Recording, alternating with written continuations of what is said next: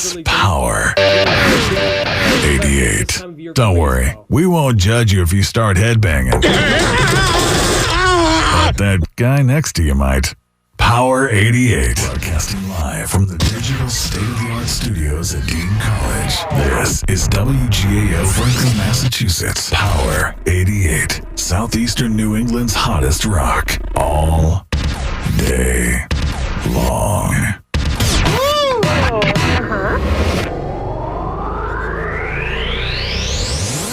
Good morning. You are listening to the Alex Feuz Show, bringing you all of the news, sports debates, interviews with people you all care about, and so much more. Every single weekday on Dean College Power 88 Radio, broadcasting live from 7 to 8 a.m. And now, here's your host, Alex Feuz.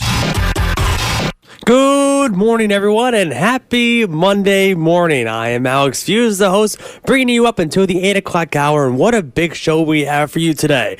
We'll be talking NFL football. The Patriots had another big victory on Sunday, as well as we'll be talking about the 4 potential clinches in Major League Baseball today. All 4 teams have a shot to clinch today. That is the Braves, the Dodgers, the Yankees, and the Astros all have a chance to move on to the next round today. Also, we'll be doing the top 5 news headlines of the day, and on this day in history and word of the day. And as also a recurring segment on this show, is it real news or fake news? All today and the 1 hour show up until 8 o'clock. And now joining me live in the studio is Alex Marie. And Alex, how's the train traffic and weather looking out there today? Okay, for weather, right now in Franklin, Mass, it's 66 degrees and cloudy. We'll reach a high of 75 and hit a low of 54. For traffic, there's major congestion on Route 93 from Blue Hills Reservation all the way into South Boston. Route 24 is backed up from Brockton all the way to Blue Hills Reservation. You expect overall around a 25-minute delay on your commute today. Well, thank you, Alex Marie. And before you leave us in the studio, you did something a little different yesterday, huh? Oh, yeah, I went to Six Flags for Fright Fest. And what did you do at Six Flags? For the most part, we just did all the rides, and once it hit 6 o'clock, they let all the people in their costumes come out. In their costumes? Yeah. Like the workers? Yeah, so they have, like, workers come and dress up in, like, scary costumes and go around just scaring people. Did you get some scared? guys were holding chainsaws. Oh, wow, that's scary. Did you get scared? A few times. Did you do any crazy rides or anything? I went on the Superman. Oh. And I know that's like the biggest ride they have. I went on all the roller coasters and I got like sick. Oh, you got sick. There was a lot. It was a lot. You know, I wasn't a fan of roller coasters, and I went to Six Flags on a board the bus trip here at Dean College in April, and I went on the Superman one, and that one's scary. Yeah, it's really fast. It was huge too. Yeah, big drop. The ones where they always like hang you upside down at some point. I don't know. Going upside down is the hard part. 100%. But, well, I'm glad that you had fun yesterday, and thanks for the train traffic and weather update. We'll be hearing for you in just a few minutes. Joining me now live in the studio is Austin Dakuda. We'll be debriefing the Patriots' victory yesterday, and what a big game for Tom Brady, who looked a little iffy in the first quarter of the game, but in the first half, but the Patriots ended up beating the Redskins 33-7 on Sunday. Austin, how big was that victory for the New England? I wouldn't say it's a huge victory, Alex, and it's continuing to play well. The Redskins came in the year at 0-4 and actually just fired their head coach moments ago. So hasn't been the greatest season for the Redskins. So in terms of how important it was, I wouldn't say it's incredibly important. I think it is a good win to go on the road and pick up the victory. It is important, too, for the defense to continue to build. But they did get the run game going yesterday. Sony Michel ran for 91 yards on 16 carries and a touchdown. So that's greatly improved from how he started the season, which is the biggest takeaway and improvement for me from this game. It seems like Tom Brady every single Sunday now is inching closer and closer to so many records in the record book. Yeah, he continues to play good even at age 40 plus. He's threw for 348 yards yesterday, 3 touchdowns, spread the ball pretty well, and he just continues to make good throws that you wouldn't expect a quarterback at his age to be able to make, going sideline to sideline and just putting the ball in places that the defense can't get to it. Yeah, Washington had only 220 yards in offense and was 1 for 11 on third down conversions. Yeah, and 65 of those yards came on a trick play. That was the only touchdown, was a little trick play end around. So bad tackling. They're going to be beating up on the defense in the film room today about that tackle missed on that play. So, how crucial do you think of this Patriots defense? I feel like it's one of the best in many years. Yeah, it is. They're averaging, allowing under 7 points per game, which is just unheard of. And it is a weak schedule to start the year. It's not the hardest schedule that they faced, but still it's impressive to only allow under 7 points a game to start the season. And they just don't seem to have a true weak spot. They're not allowing a lot of rushing yards, and they're not allowing the quarterback to throw the ball against them either, which is good to see that they're pretty well-rounded. Patriots still undefeated. And I know Alex Murray said last week that the Patriots will not go undefeated. Do you feel like the Patriots can go undefeated this season? I think they can go undefeated. I don't think they will go undefeated. What team do you think is going to give them the most trouble? I think the Chiefs will give them a lot of trouble, but I also think you got to look at the Week 17 matchup, or when you get towards the end of the season when they kind of rest Brady. And I think Week 17, the way the year's going so far. You think they're going to rest them? Week 17 for sure. They're going to rest Brady. I don't think he'll see the field this year because the way it's going, they're going to clinch the division easily. And with the Chiefs' loss yesterday to the Colts, the Patriots are in good position to hold the number 1 seed in the AFC. So if you get to Week 17 and the Pats already have clinched the AFC, then there's no reason to play Brady, which then Week 17 could mean that Jarrett Stidham gets a start, and you never really know with a new rookie quarterback. But there are other games. The Chiefs game's going to be a tough one. Usually, even after last night's Colts game? I'd say so. I think Mahomes is too talented, and that offense is too talented to only score 13 points in a game. So I think they're going to turn that around and should have a big week next week. You know, I was so frustrated last night because I'm in one of those leagues where you pick one team, you know, and then if they lose, you're done. I picked the Chiefs last night. Oh, so you're all done then? So I'm all done. That's a tough game. The Colts, you know, they looked not too great last week, but then they come back and then beat the Chiefs on the road, which I wouldn't have expected either. That was a big upset. I think my dad picked the Eagles, which was a smart pick. Yeah, the Eagles, against the Jets. I mean, that was almost guaranteed. Yeah, but I mean, it's just like, why? That's what I ask. You know, why? That's what I wanted to ask. Why the Chiefs lost? Yeah.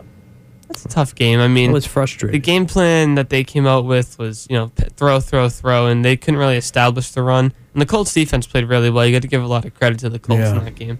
I mean, the Colts definitely deserved to win that game last night. It was a good game for the Colts, awful game for Mahomes and the Chiefs. But I was so, you know, when I do those things, you know, I look into so much detail. You know, it's like, they outsmarted me. But anyways, games like that just happen. Yeah, it was an upset. Would you say that was an upset? I would say so. I mean, it was the Colts going on the road into KC. Was not as much as the Rams and Bucks game last week. No, right. Yeah, it was still an upset though. And Colts, now you have to consider the Colts as a playoff team. I think after that win, you have to. Oh, really? You think so? Yeah, they're 3-2 now in the season, and after beating the Chiefs on the road, you had to look at the Colts and kind of reevaluate how you look at that team and how they can make the playoffs now. 100%. But so final takeaways for the Patriots game. How crucial is Julian Edelman to this Patriots team? He is incredibly important, especially with the wide receiver core they have now, because it's Edelman, Josh Gordon, Dorsett, and then Jacoby Myers. 100%. But Austin, thanks for joining me in the studio today. Coming up next here on Power 88, we're doing the top 5 news headlines of the day. George Hathaway joining us live in the studio here next on Power 88. Welcome back here to Power 88 Radio, broadcasting live from Dean College. We have some breaking news, and Austin did break it earlier, but it is now official as Washington Redskins fire Jay Gruden, and Bill Callahan is taking over as the interim head coach of the Washington Redskins. So I guess that's going to be the first news story of the day, George. Big news happening this morning. The Redskins have fired their head coach immediately after yesterday's game against the New England Patriots. Are you surprised by the news? I'm not surprised at all. It was kind of expected from the beginning of the season after they kind of started going into a downhill spiral.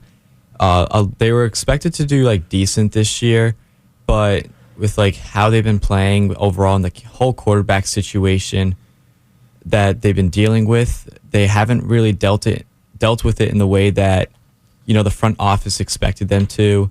They wanted to play Dwayne Haskins, but they never did. He hasn't played a lot in these 4 games, if he has at all. So he's pretty much a waste of a draft pick right there. If they're not going to use him and they're going to use like their third string instead against the Patriots, I don't see like how that is good coaching right there. Well, once again, Bill Callahan taking over as interim head coach of the Washington Redskins. Breaking news just developing now. ESPN's Adam Schefter just broke the news just a few moments ago. So we'll see what happens in the whole scheme of things. I mean, for a week 5 in the NFL, and to fire your head coach, it's early. I mean, you don't really see it, especially with a team that's struggling as it is. You would see typically teams just kind of just go through the season with a head coach and get rid of him in the offseason and try to find someone new. But to do it halfway through the season is tough. It is tough. And the Redskins are kind of like the number 1 pick in the draft. Get a good draft pick, yeah. And hopefully that it could give them some form of life if they can kind of get a good draft pick. I mean, they had Dwayne Haskins, who was projected to do well in the NFL, but if they're not going to be using him, then there's really no point of having him at all. Headline number 4, Bernie Sanders had a heart attack, and his doctors say after he left the hospital last week. His presidential campaign on Friday as he left a Las Vegas hospital following 3 days of near silence from the candidate and his advisors about his health. Mr. Sanders, who is 78 years old, had entered the hospital on Tuesday night after experiencing chest pain at a campaign event, and the doctors had inserted 2 stents in a blocked artery, and relatively common procedure, but the campaign did not confirm Mr. Sanders had a heart attack until Friday. And now this is inviting questions about his condition, and his campaign transparency has remained off the campaign trail this past week. So big news coming out of the 2020 presidential campaign is that Bernie Sanders had a heart attack last week, and now is a question whether or not he will still be running for president at the age of 78. Yeah, you hope that he gets well, and like, you know, health is the number 1 thing for anybody. But like running for a president, it's a physical and emotional toll on you. So he's really up there in age, 78 years old, like you said, Alex.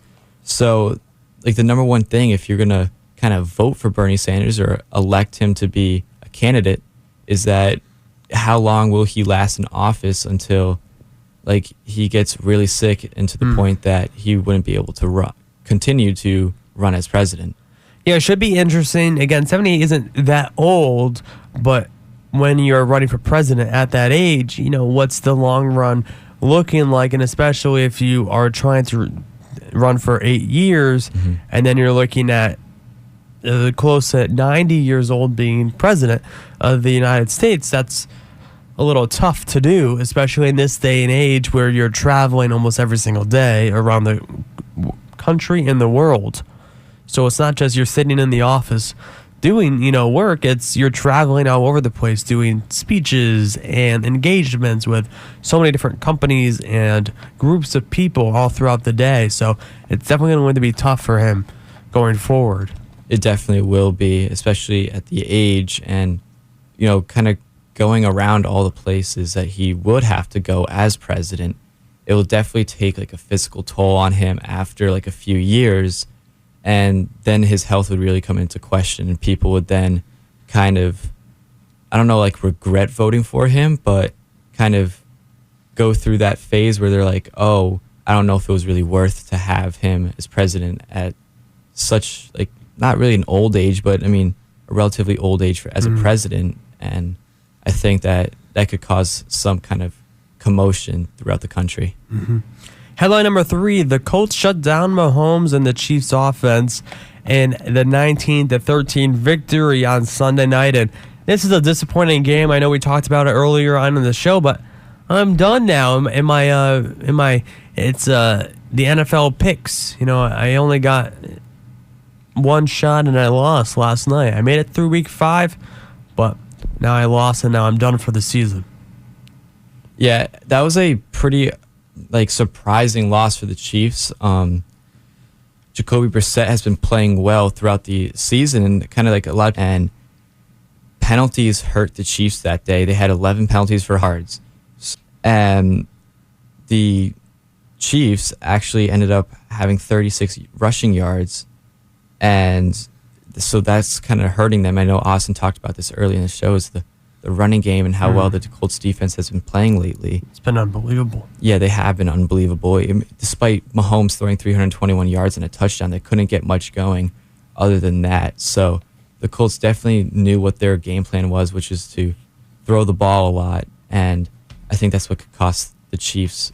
That's what costed the Chiefs the game, and hopefully not any more games in the season. No, and I was just surprised. It was in Arrowhead, too, and that's a tough place to play anyways. But the Colts were able to do it on Sunday, and now I'm done. Oh, yeah, Arrowhead's a tough place to play. I mean, the Patriots almost lost there last year in the AFC Championship game. Regardless of Tom Brady persevered through it.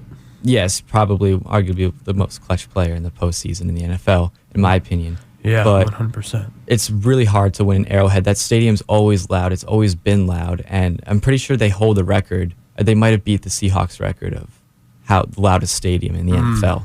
It's just one of the toughest places to play, and especially one of the loudest. Headline number 2.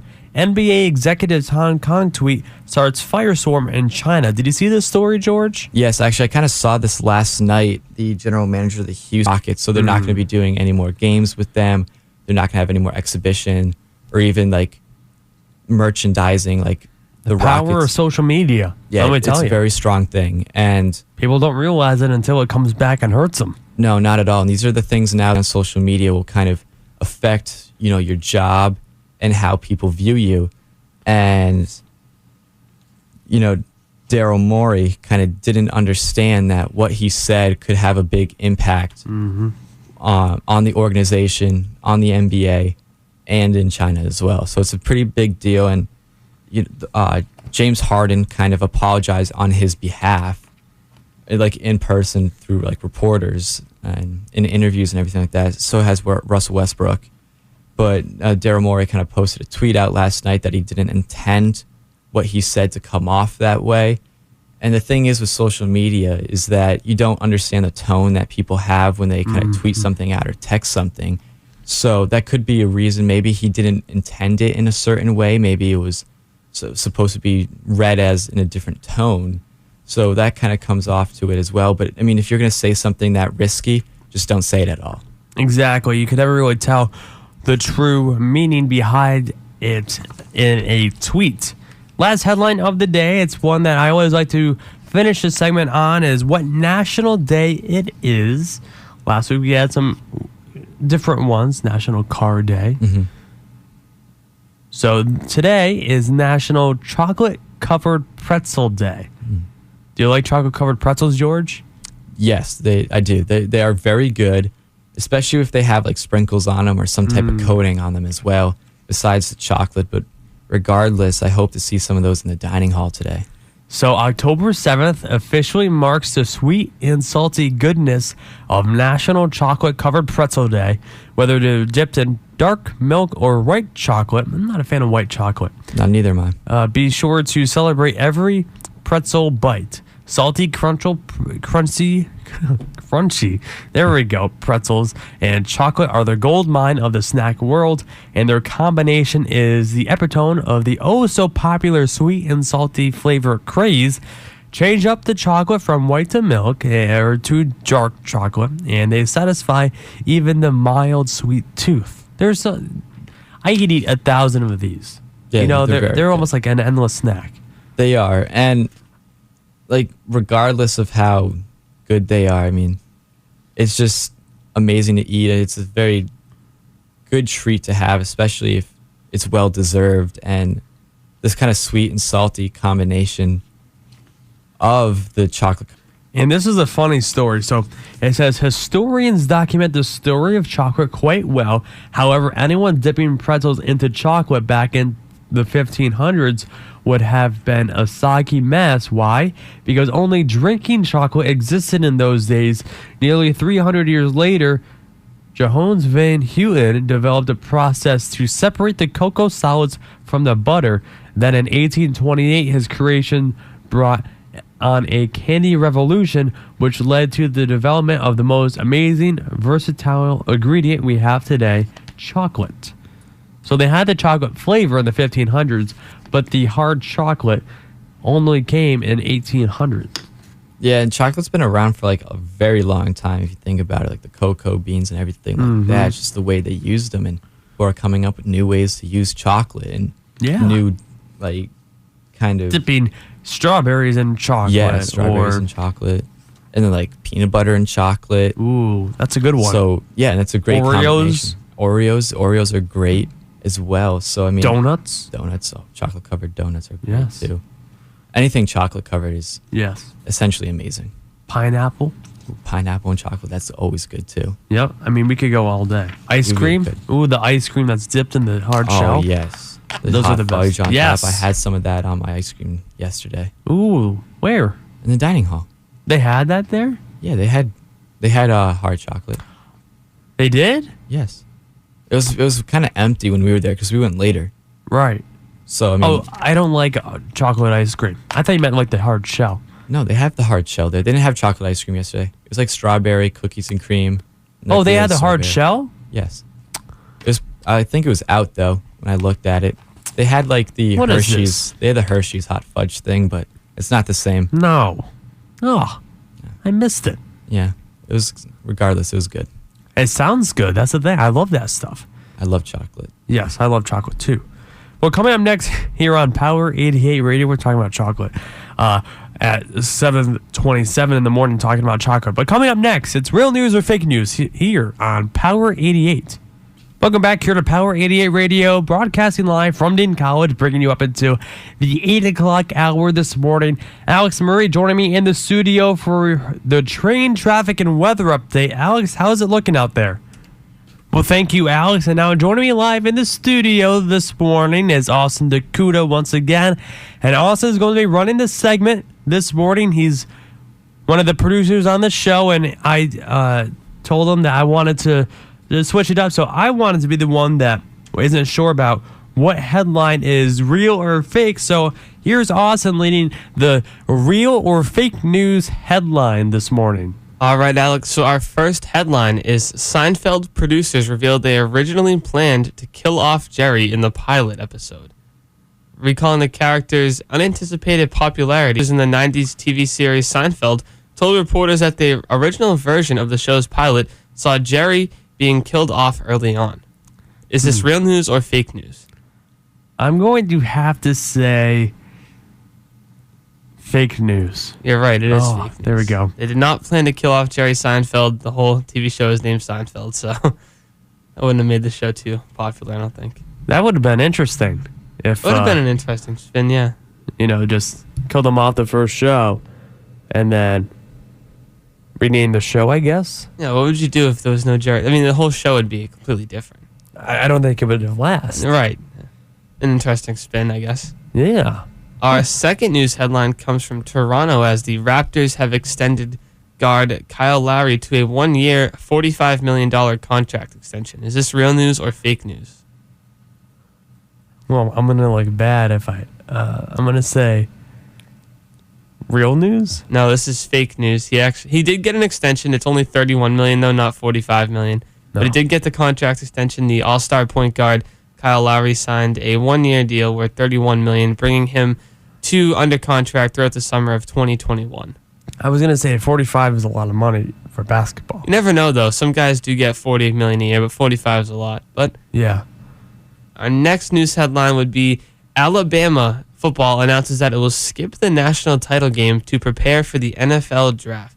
Alabama athletic director announced that it will skip Monday night's national championship game when it does happen, if they make it to the national championship game, to prepare for the NFL draft this coming season. They just want to focus on preparing their kids for the NFL draft rather than going through the college football playoff postseason. So they said that this is huge for the future of college football as Alabama wants to prepare their kids for the NFL, which is the ultimate goal of college football.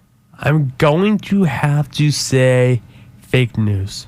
You are right. That is fake news. Okay. Alabama will not be skipping any national title games. They haven't made it to the national title game yet. It's still too early in the college football season. But if they do, they will not be skipping any national title games at all. So that is our last headline of the fake news segment, Alex. You did pretty good.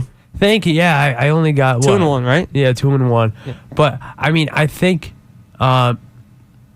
with that one there, the reason why I didn't say it's true is because when you have a college football team, one of the best ways to get the practice for the NFL is playing in those championship games. Yeah, it prepares you for high stakes, for something that's real, and for something that they're going to need to know, like high stress situations. When you get to the college football, championship game is like similar to the NFL in terms of the spotlight being on you. That's crazy, though. Imagine if a team did that.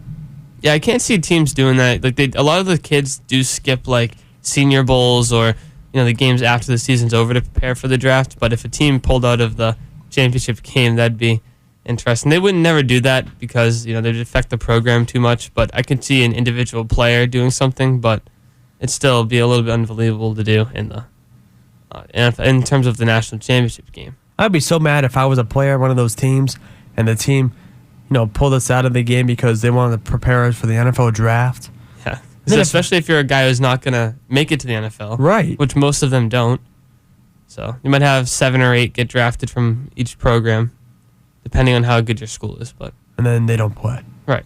Oof. That's crazy. But I didn't do awful for the... That's pretty good. 2-1. So. Yeah. But that one caught me the $45 million. Yeah, that's a tough one. That's more of a see if you kind of follow basketball rather. Yeah. You know what I mean? That's unless you saw it. It only came out 30 minutes ago, the extension, the announcement of it. So a recent news headline. That is. Oh, wow. Also, we had 2 breaking news stories this morning. Yeah, the Kyle Lowry extension being the second one. And as you said earlier, the Jay Gruden firing in Washington was the first. So. Well, I know you didn't really get to put in your 2 cents into that conversation. So what were your thoughts when you heard the news that Jay Gruden was fired this morning? I think it's the right choice. I don't think there's any reason to keep him around. He's kind of refusing to develop Dwayne Haskins, their first-round quarterback pick. He doesn't like Dwayne Haskins. He doesn't want to coach him. But at this point, you have really no choice. Why are you not putting him in the game? You have Case Keenum and you have Colt McCoy starting football games for you, and those guys have no business being starting quarterbacks. So just put your young kid in as an NFL head coach at all. 100%, but we'll switch gears now and you'll still be in the studio for this segment. It's now talking about the MLB playoffs, a big day for baseball. 4 games that are going on about different times all day. So starting at 1:05 when it's the Astros taking on the Tampa Bay Rays today, we're going to have baseball up until almost midnight tonight. It's almost 12 hours of baseball. So happy Monday, everyone. If you're a baseball fan, this is a perfect day unless you're me and go to bed at 8:30 and go to bed before the Yankees play tonight. So I'm going to have to make some difficult life decisions tonight when it comes to terms of what time's my bedtime. But again, starting at 1:05 today, it's the Houston Astros taking on the Tampa Bay Rays. If the Houston Astros defeat the Rays today, they're moving on to the American League Championship Series to either face the Yankees or the Twins. And then also, the Dodgers and the Nationals are playing today as well. And then also, we got the Braves playing today and the Cardinals, and then also the Yankees and the Twins. So 4 great matchups today, and all 4 teams have the chance to move on to the next round all in one day. Yeah, I think there's some great. You have Charlie Morton pitching against his former team. You have Zach Greinke making his Astros postseason debut. And for Charlie Morton, he's coming off a start where he threw 5, but at the same point, you're up 2-0 in the series, so the Astros really have nothing to worry about. I think they're going to win that series easily. If you go to the Cardinals-Braves series, that game's going to be probably a slugfest tonight. You have Julio Teheran pitching versus Dakota Hudson, 2 guys who allow a lot of runs, a lot of base runners. So if you're looking for runs scored, that would be your game out in St. Louis. And then we have the Dodgers and the Nationals. Max Scherzer is going to be on the hill for the Nationals. last game he pitched was against the Brewers in the wild card game, allowed 4 runs. So I'm very interested to see what Max Scherzer can do in this game to try and keep the Nationals season alive. And if Davey Martinez, the Nationals manager, faces any backlash by putting Scherzer out there again in a season-saving game where Scherzer continues to not be good the last couple seasons. It was definitely interesting watching the game last night because the Nationals had the lead up until the 6th or 7th inning when the Dodgers scored 7 runs. And then if the Nationals won last night, they would have had the lead in the series. And then they're throwing Max Scherzer out there and then Strasburg to follow. And then they used Corbin out of the bullpen last night, and that kind of backfired on them. But the Nationals' bullpen is one of the worst in baseball. Yeah. Once you get past the 5th inning against the Nationals and you can get the starter out of there, then you might have a better chance of having success. The Nationals' bullpen does not get many outs. They allow a lot of base runners. So Davey Martinez, as a Nationals manager, doesn't have a ton of options or a ton of choices. He has to kind of just go with what he has. And in the playoffs, you just go with your starting pitchers and try and ride them. But when you have a veteran like the Red Scherzer, Sox did last year with Price and Sale. And that's what you have to do sometimes. We saw the Giants do that with Madison Bumgarner a few years back when they won the World Series. They just bring Bumgarner in every other day, let him pitch, and just ride their ace until they can win. But if you're the Nationals, Max Scherzer isn't that postseason hero. I mean, it hasn't been. He wasn't in the wild card game, so we'll see if he can improve and see if Strasburg and Corbin can help save the season if they get by tonight. Also, Yankees taking on the Twins tonight. And that's going to be an interesting matchup. Luis Severino on the mound for the Bronx Bombers. Again, the Yankees have the lead in the series 2-0. Do you feel like the Yankees are going to win tonight and move on to the next round? I think they'll take care of it tonight. The Twins haven't looked great. They're only hitting solo home runs, which is what you need to do. If you're going to allow home runs, allow the solo homer. The Twins just aren't getting guys on base and aren't driving in runs. And if you're the Yankees, you're coming off of a game where you scored 10 runs, and things are looking really good for the Yankees. So I don't think the Twins are going to win tonight. You never know. They have Jake Odorizzi on the mound versus Severino. So this game is really going to depend, though, Alex, on Severino's will win this one. The Yankees have outscored Minnesota 18-6 and taken the 2-0 lead. If the Twins get swept tonight, they would tie the North American Major Pro League record of 16 straight postseason losses set by the NHL Chicago Blackhawks from 1975 to 79. Minnesota's last 12 postseason defeats have all been against the New York Yankees. Wow, that's very interesting stat. The Twins just seem to not be able to beat the Yankees. Or win in the playoffs as well. Right. That's bad.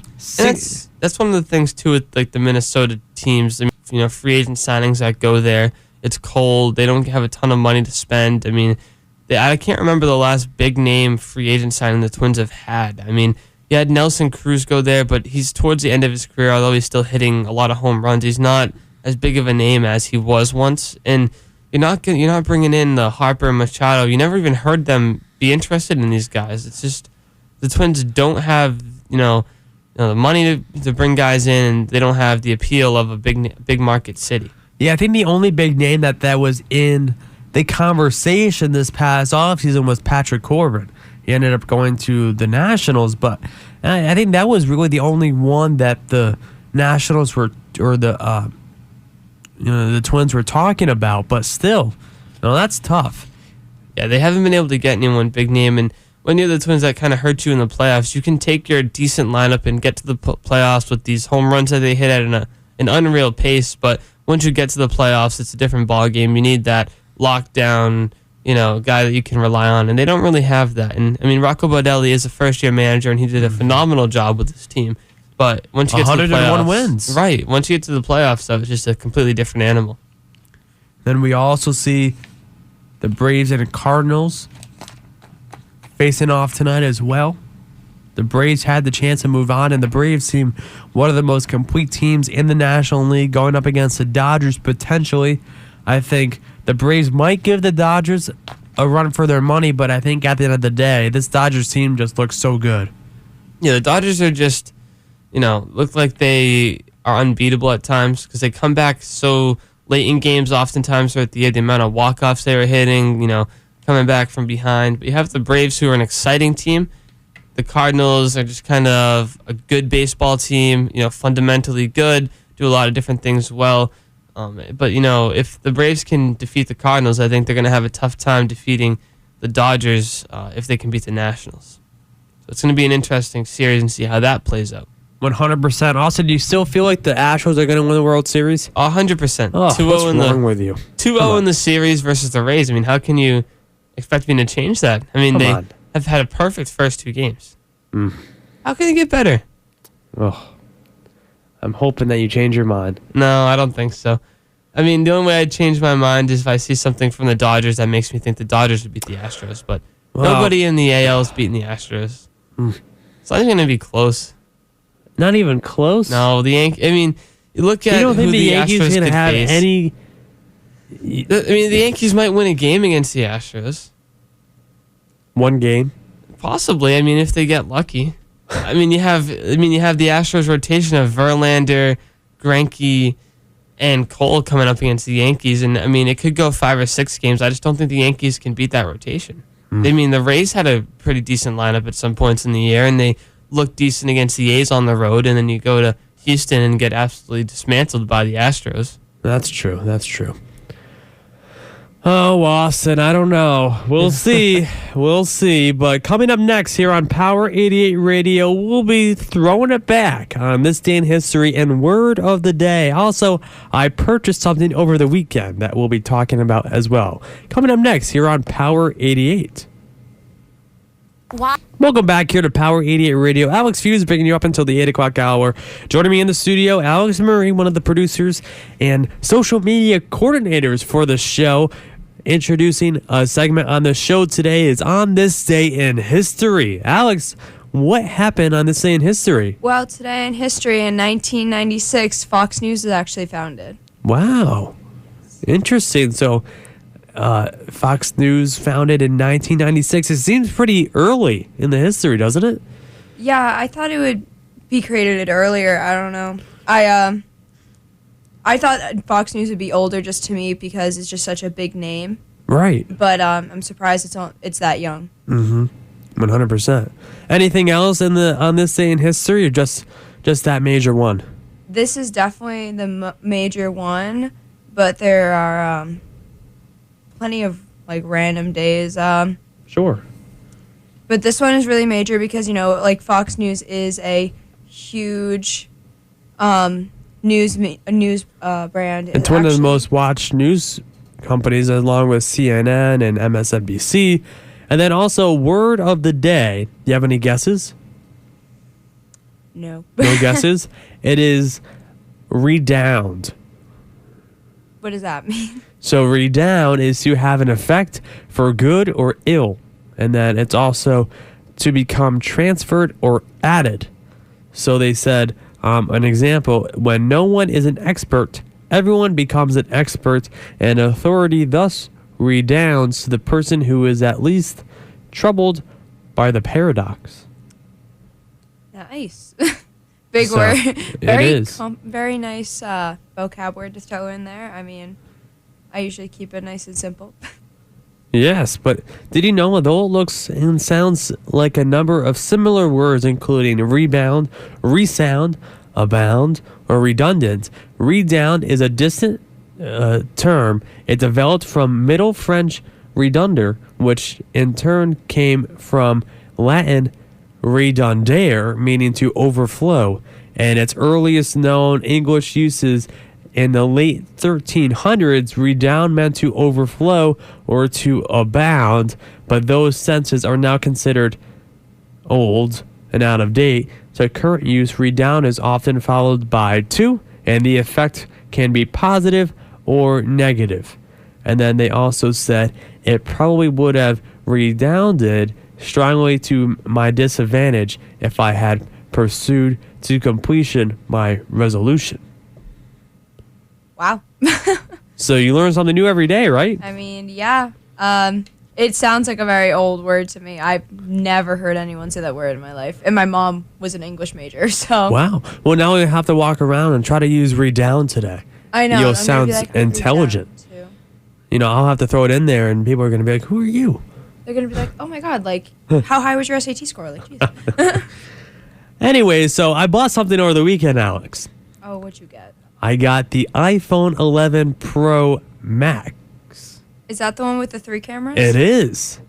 So I got the brand new iPhone, and I ended up landing a job with it. So I just went into Verizon store, and shout out to Verizon, to get the refurbished iPhone X because my screen was acting up and it was glitching out on me.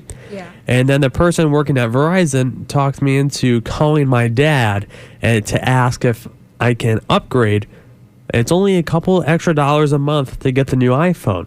So I ended up calling my dad and asking him if I can upgrade. I had a free upgrade, and he first said no. And then I actually talked him into allowing me to get the new iPhone. Yeah, I'm still kicking it with the iPhone 8, so. Well, maybe you can go to Verizon and talk your parents into getting you the new phone or whatever, carrier you have. Do you have Verizon? I do have Verizon. See, now if you have a free upgrade, you can just go and get the brand new iPhone if you want. Yeah, I don't know. The iPhone 11 looks very weird to me. I don't know. I love it. Really? It's a great phone. What does it do that's different? The camera is amazing. I'll have to show you the pictures I was taking over the weekend. I went to the Scream Fest at Canopy Lake in New Hampshire. Oh, the pictures on it are amazing. Also, the overall system is so much quicker. Yeah. Mine's slowly getting worse. I mean, I can go from app to app in just, seconds. Like, it's amazing. And the load time on it is great. It takes amazing videos and pictures as well. They the hyped quality. up the cameras. Yeah, I mean, the camera on this is unbelievable. Yeah, no, they have it's like a wide angle and like a they added a wide angle to the camera. Right. Yeah, you can zoom in and zoom out. And what's really cool about this is when you zoom in, it's as clear as it was if it zoomed like perfect, if that makes sense. Yeah, no, I get So you what can mean. zoom As if it in. was just like normal. Right. It's unbelievable the amount of camera on this phone. I'll have to show you the pictures later. But so I ended up getting a job with it as well. So how'd you land it? Like what job? at Verizon. Oh, They for said real? because I talked my dad into getting the phone, they said I could apply for a job here. So we'll see if I do it or not. They're like, you're very good at persuading people. Good, go for it. Yeah, so we'll see what happens if I end up working at Verizon Wireless or not. Oh my god. Maybe I can persuade you and your parents to get you the new iPhone. Maybe. So we'll see. But Alex, thanks for joining me in the studio today. Be sure to make sure to follow us on social media as well, on Twitter at The Alex Feuz Show on Twitter. And then we're coming out with a new Facebook page coming up very soon. So once again, thank you, Alex, for joining me in the studio today. Once again, thank you for listening to the show today. Coming up tomorrow, we'll be interviewing a former WWE superstar and manager, Vicky Guerrero. She'll be joining us live at 7:35 tomorrow morning. So be sure to tune in then. Thank you for listening, everyone, and I'll be seeing you tomorrow. Have a great rest of your day.